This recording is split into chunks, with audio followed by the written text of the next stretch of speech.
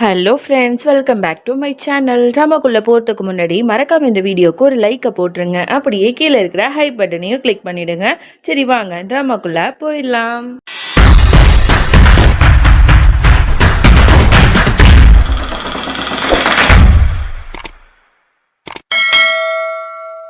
இங்கே அப்படியே பரத்வாஜ் வீட்டில் தான் காட்டுறாங்க. சீமா வந்து மனசு உடைஞ்சு போயிருப்பா. அதனால ஃப்ரூட்ஸ் எல்லாம் எடுத்துட்டு ரோஹிணி ரூமுக்கு வந்து சாப்பிடுங்கக்கான்னு சொன்னா அவ சாப்பிட மாட்டா. அப்போ ஒட்டுமொத்த குடும்பமுமே வந்து இவளை ரொம்ப கேரிங்காக கவனிச்சுப்பாங்க. மாமியார் தான் அவளுக்கு எல்லாமே ஊட்டி விட்டுட்டு இருப்பாங்க. அவ்வளோ பாசமா இருப்பாங்க அவ மேல. இது எல்லாத்தையும் பார்த்துட்டு சசிக்கு காண்டாவும். அதுக்கப்புறம் ரூமுக்கு போயிட்டு வேலுக்கு கால் பண்ணிகிட்டே இருப்பாள். ஆனால் அவன் வந்து எடுத்திருக்க மாட்டான். அதோட அங்கே சந்தீப் வந்து சசியை பார்த்து முறைச்சிட்டு ஒன்றுமே சொல்லாமல் போய் படுத்துக்கிறான். ஏன்னா அவன் மேலே கோவமாக இருப்பான். அவகிட்ட ஆசையாக பேச வரும்போது இவ ரொம்பவே வந்து சிடுசிடுன்னு விழுந்திருப்பா. அதனால இவ கோச்சிட்ருக்கானே என்ன பண்ணி தொலைகிறது அப்படின்னு சொல்லிட்டு வேண்டாம் இருப்பா. சாரிங்க, மன்னிச்சிருங்க, ஏதோ கோவத்தில் இருந்தாங்க அப்படிங்கிற மாதிரி சொன்னோடனே அவனும் இவளை வந்து மன்னிச்சிருவான். அதோட படுத்து தூங்கிட்டு அடுத்த நாள் எந்திரிச்சு பார்த்தா சசியை காணோம். பக்கத்தில் வந்து ஒரு லெட்டர் இருக்குது. என்னடா அது அப்படின்னு சொல்லிட்டு படிக்கிறான். பார்த்தா இந்த மாதிரி வந்து என்னை மன்னிச்சிருங்க, நான் இதுக்கப்புறம் இந்த வீட்டில் என்னால் இருக்க முடியாது. ஏன்னா எனக்கு ரொம்பவே கில்ட்டியாக இருக்குது. சீமாக்காவோட குழந்தை இறந்து போனதுக்கு நான் தான் காரணம்னு எனக்கு மனசு உறுத்துதுங்க.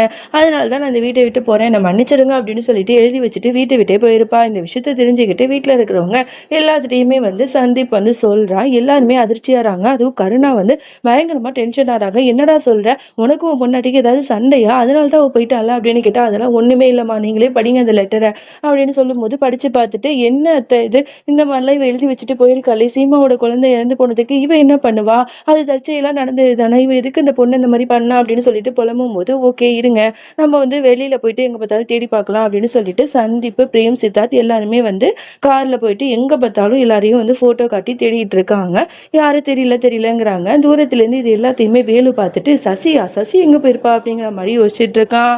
அதோட இங்க ரோஹிணி ரூமுக்கு வந்துட்டு நடந்த விஷயத்தெல்லாம் சொல்லுவான். இந்த சசி இருக்காளே, அடுத்ததான் ஏதோ ஒரு பிளான் பண்ணிட்டா போலக்கா, எங்க நான் எல்லா உண்மையும் சொல்லிடுவேணுங்கிற பயத்துல இவ இந்த வீட்டை விட்டு நைஸா இப்போதைக்கு டெம்பரரியா போற மாதிரி ஒரு ஆக்டிங்கை போட்டிருக்கா அப்படின்னு சொல்ல உடனே சீமாவும் ஆமா, அவ ரொம்ப மோசமான பொண்ணு, அவ வந்து ஏதாவது ஒரு பிளான் பண்ணி தான் இந்த வீட்டை விட்டு போயிருப்பா அப்படிங்கிற மாதிரி அவங்க ரெண்டு பேரும் பேசிட்டு இருக்கிறது எல்லாத்தையுமே கருணா கேட்டுட்டு, உங்க ரெண்டு பேருக்கு எவ்வளவு திமிரு இருந்தா என் மருமக சசியை பார்த்து இப்பெல்லாம் பேசுவீங்க, அவ வீட்டை விட்டு வெளில போனதுக்கு நீங்க ரெண்டு பேர் தான் காரணம் அப்படின்னு சொல்லிட்டு பயங்கரமா திட்டி விட்டுட்டு அங்கிருந்து போயிடுறாங்க.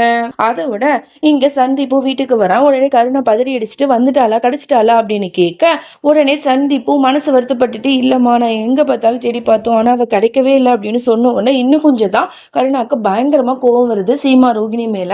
எல்லாருக்கும் முன்னாடியுமே வந்து திட்டிட்டு இருக்காங்க. இப்போ உங்க ரெண்டு பேருக்கும் ரொம்ப சந்தோஷமா, அதுவும் சீமா நீ ரொம்ப சந்தோஷப்படுவல, உன்னாலதான் வந்து என்னோட மருமக வீட்டை விட்டு வெளில போயிட்டா, உன்ன மாதிரி ஒரு மோசமானவளை நான் பார்த்ததே இல்லை, என் மருமக போயிட்டான்னு சொல்லிட்டு நீங்க ரெண்டு பேரும் எவ்வளவு சந்தோஷப்படுறீங்க, எவ்வளவு கீழ்த்தனமானவ நீ அப்படின்னு சொல்லிட்டு ரொம்ப அசிங்கமா ரொம்ப மட்டமா வந்து நம்ம சீமாவை பேசும்போது அவ ஏற்கனவே மனசு உடைஞ்சு போயிருக்கா. இதெல்லாம் கேட்கும்போது பயங்கரமா வந்து கஷ்டமா இருக்கும். அப்போ பாட்டி தான் வந்து கருணா வாயை மூடி, என்ன பேசிட்டு இருக்க, சசி போனதுக்கு இவங்க ரெண்டு பேரும் என்ன பண்ணுவாங்க, இதுக்கப்புறம் ஒரு வார்த்தை பேசினா அவ்வளவுதான் அப்படின்னு சொல்லிட்டு மிரட்டுறாங்க. அதோட எங்க சீமா ரூமுக்கு போயிட்டு கருணா சொன்னதெல்லாம் நினைச்சு பார்த்து ரொம்பவே வருத்தப்பட்டு அழுதுட்டு இருப்பா. ரொம்பவே கஷ்டமா இருக்கும் அவளுக்கு. அப்பதான் பாட்டி வந்து சீமாவை சமாதானப்படுத்துறாங்க. இந்த பாருமா, என் மருமக கருணா பேசினதுக்கு நான் உங்ககிட்ட மன்னிப்பு கேட்டுக்கிறேன். அவ பேசுனது ரொம்ப பெரிய தப்பு. ஏற்கனவே நீ மனசு உடைஞ்சு போயிருக்க, உன்னை போயிட்டு இந்த மாதிரி குத்தி காட்டி பேசிட்டாலே, மன்னிச்சிருமா அப்படிங்கிற மாதிரி சொல்ல, ஐயோ பாட்டி நீங்க வந்து பெரியவங்க, நீங்களாம் என்கிட்ட மன்னிப்பு கேட்க வேணாம் அப்படிங்கிற மாதிரி சொல்லிட்டு இருப்பான். அப்பதான் கரெக்டா ரோஹிணி வந்தோடனே ரோஹிணி உன் அக்காவை பார்த்துக்குமா அப்படின்னு சொல்லிட்டு அவங்களும் போயிடுறாங்க. அதோட நம்மளோட ரோஹிணியுமே வந்து சீமாவை நல்லா பார்த்துக்கிறா. அதோட வந்து இங்கே நம்மளோட பிரேமை காட்டுறாங்க. அவன் வந்து சீமாவோட ரிப்போர்ட்லாம் வாங்கிறதுக்காக ஹாஸ்பிட்டலுக்கு போயிருப்பான். அப்போ சீமா ஓகே தானே, நல்லா இருக்கல அப்படிங்கிற மாதிரி கேட்டால் அப்போ தான் அதிர்ச்சியான விஷயத்த வந்து டாக்டர் சொல்கிறாங்க. இந்த மாதிரி உங்களோட மனைவி சீமா இதுக்கப்புறம் கர்ப்பமாக முடியாது, ஏன்னா அவங்களோட கர்ப்பப்பை ரொம்பவே வீக்காக இருக்குது அப்படிங்கிற மாதிரி சொன்ன உடனே இதை கேட்ட பிரேமுக்கு பயங்கர அதிர்ச்சியாக இருக்குது. அப்படியே அதிர்ச்சியில் உறைஞ்சி போய் பார்க்குறான். என்ன டாக்டர் சொல்கிறீங்க, இதுக்கு எதுவுமே வழி இல்லையா அப்படின்னு கேட்டால் ஒன்றும் பண்ண முடியாது, அவங்கள நல்லா பார்த்துக்கோங்க அப்படிங்கிற மாதிரி சொன்ன உடனே இவன் ரொம்பவே வந்து காயப்பட்ட மனசோட அந்த ரிப்போர்ட்டை வாங்கிட்டு வீட்டுக்கு போகிறான். எப்படி வந்து இது சீமாட்ட சொல்றது, எப்படி எல்லாத்தையும் சொல்றது அப்படின்னு சொல்லிட்டு ஒண்ணுமே புரியாம அப்பதான் இங்க ரோகிணி வந்து சமாதானப்படுத்திட்டு இருப்பா சீமாவை. இந்த பாருக்கா, இந்த குழந்தை போனதுனால நீ வந்து மனசொடைஞ்சு போகாத.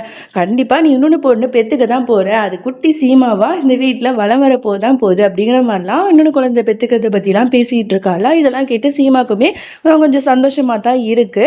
அப்ப இதெல்லாம் கேட்கிற பிரேம் வந்து இன்னும் கொஞ்சம் மனசொடைஞ்சு போறான். இவளால இன்னொன்னு குழந்தை பெத்துக்கவே முடியாதுன்னு சொன்னா இவ என்ன பண்ணுவான்னு தெரியலையே அப்படின்னு சொல்லிட்டு இந்த ரிப்போர்ட் அவள்கிட்ட காட்டக்கூடாதுன்னு சொல்லிட்டு அதை ஒழிச்சு வச்சிருக்கிறான். உடனே ஸ்டோர் ரூமுக்கு போயிட்டு யாருக்குமே தெரியாம அதை ஒரு இடத்துல வந்து மறைச்சு வைக்கிறான். அப்ப கரெக்டா அந்த இடத்துக்கு அம்மாக்காரங்க வராங்க. என்னப்பா இங்க என்ன பண்ற அப்படின்னு கேட்டா, இல்லம்மா ஒன்றும் இல்லை அப்படிங்கிற மாதிரி சமாளிச்சுட்டு அங்கேருந்து போறான். இவங்களுக்கு கொஞ்சம் டவுட்டா தான் இருக்கு, இவன் என்ன விஷயத்த மறைக்கிறான் அப்படிங்கிற மாதிரியே பார்த்துட்டு இருக்காங்க.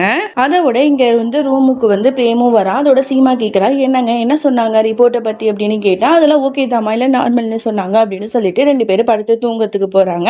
அப்ப சீமா வந்து அவனோட பக்கத்துல நெருங்கி வந்துட்டு அவன்கிட்ட வந்து பேசிட்டு இருக்கா. இந்த குழந்தை இல்லைன்னா என்ன, நம்ம இன்னொன்று குழந்தை பெற்றுக்கலாங்க அப்படிங்கிற மாதிரிலாம் சொல்லிட்டு இருக்கா. கண்டிப்பாமா அப்படிங்கிற மாதிரி பிரேமும் வந்து வாய் வார்த்தைக்கு சொல்கிறான். ஆனால் அவன் மனசு ஃபுல்லாக அவ்வளோ காயமாக இருக்கு. அதோட இங்கே ரோஹிணி வந்து அப்படியே அழுதுகிட்டே படுத்து கிடக்கா. அப்போ நம்மளோட சித்தார்த்தோட கையை பிடிச்சிட்டு ஏன் ரோஹிணி அலற அப்படின்னு கேட்டால், இல்லைங்க அக்காவை நினைக்கும் போது ரொம்பவே கஷ்டமாக இருக்குது. அவங்க மனசு ஆறுதல் அடையணுங்கிறதுக்காக நான் என்னென்னமோ சொல்லி அவங்கள சமாளிக்கிறேன். ஆனால் அவங்க இடத்துல மட்டும் நான் இருந்தேன்னா இன்னும் கொஞ்சம் தான் நான் நொறுங்கி போயிருப்பேன் அப்படிங்கிற மாதிரிலாம் சொல்லி வருத்தப்படுறேன். நீ கவலைப்படாத, அதான் நீ இருக்கல்ல, நம்ம 2 பேரும் இந்த வீட்டுக்கு வந்துட்டோம்ல, அதனால உன் அக்காவை நீ நல்லா பார்த்து பண்ணி எனக்கு நல்லா தெரியுங்கிற மாதிரி அவனும் ஆறுதலாக 4 வார்த்தை பேசிட்டு இருக்கான். அவளுக்கு கொஞ்சம் ஆறுதலாக இருக்கு. அடுத்த நாள் ஆகுது. இங்க வந்து சீமா எதேச்சியா ஸ்டோர் ரூமுக்கு போறா. அங்க குட்டி பசங்க விளையாடுற டாய்ஸ்லாம் இருக்கு, அதை எடுக்கிறதுக்காக போவா. அப்ப பார்த்தா அங்கதான் வந்து பிரேம் வந்து ஒளிச்சு வச்சிருந்தா அவளோட ரிப்போர்ட்ஸுமே இருக்கும். அதை மட்டும் பார்த்தா அவ்வளவுதான், அதுக்கு டக்குன்னு கீழேயே விழுந்துருதா. அதை எடுக்கிறதுக்காக போறா. உடனே பிரேம் ஓடி போயிட்டு, சீமா இங்க என்ன பண்ற அப்படிங்கிற மாதிரி கேட்கிறா. ஒன்னும் இல்லைங்க, இந்த பொம்மையை பார்க்கலான்னு வந்தேன், வேற ஒன்றும் இல்லை அப்படிங்கிற மாதிரி சொல்லும் போது, பரவாயில்லம்மா இங்க வந்து ரொம்பவே குப்பையா இருக்குல்ல, இங்கெல்லாம் நீ இருக்கக்கூடாது, வா போகலாம் அப்படின்னு சொல்லிட்டு அவளை அழைச்சிட்டு போயிடுறான். அதோட வந்து நல்ல வேலை, கரெக்டா வந்து அவளுக்கு எதுவுமே தெரியாம அவன் காப்பாத்திட்டான். அதுக்கப்புறம் எல்லாருமே ஒன்னா சேர்ந்து கோயிலுக்கு தான் போறாங்க. சீமாவுக்கு வந்து பூஜை பண்றதுக்காக போறாங்க, அவளோட பேர்ல அர்ச்சனை பண்ண. அப்பதான் வந்து ஒரு தேங்காவை உடைக்கும் போது அது அழுகி போயிருக்கும் போல. ஸோ அதை பார்த்த உடனே அந்த பூசாரியுமே வந்து இது ரொம்பவே அபசகுனமா இருக்கு, பார்த்து நடந்துக்கோங்க அப்படிங்கிற மாதிரிலாம் ஒரு மாதிரி சொல்லும்போது நெகட்டிவா சிவாக்கு ரொம்ப கஷ்டமா இருக்கும். ஏற்கனவே மனசு கஷ்டமா இருக்குன்னு சொல்லிட்டு தான் கோயிலுக்கு வந்திருப்பா. அங்கேயும் இந்த மாதிரி சொன்ன உடனே அதையே நினைச்சு பார்த்துட்டு சோகமா நடந்து வந்துட்டு இருப்பா. அப்ப பார்த்தா சோன்னு மழை பெய்யுது. ஒரு இடத்துல போய் ஒதுங்குறாங்க. பக்கத்துல தான் ஸ்கூல் போல நிறைய ஸ்கூல் பசங்களாம் இருக்காங்க. அவங்களெல்லாம் நம்ம சீமா ஒரு ஏக்கத்தோடையே பார்த்துட்டு இருப்பா. சித்தார்த் வந்து அந்த குட்டி பசங்க எல்லாரு கூடயும் செம்ம ஜாலியா மலையில வந்து டான்ஸ் பண்ணிட்டு இருப்பா. அவங்க கூட வந்து விளையாண்டுட்டு இருப்பா. அப்போ ஒரு குழந்தை வந்து சீமா கிட்ட வந்து வாங்கக்கா விளையாடலாம் அப்படின்னு சொல்லிட்டு கூப்பிடுது. அவளுக்கு போகணும்னு ஆசை தான், ஆனால் அவள் எதுவுமே சொல்லாம அப்படி செல்ல மாதிரி நிற்கிறா. அப்புறம் குடும்பத்தோட எல்லாருமே ஒன்னா சேர்ந்து ஜாலியா விளையாண்டுட்டு இருக்காங்க. அப்ப தூரத்துல வந்து ஒரு அழகான ஜோடி வந்து குழந்தையோட வராங்க. அதை பார்க்குற சீமாவுக்கு ரொம்ப சந்தோஷமா இருக்கு.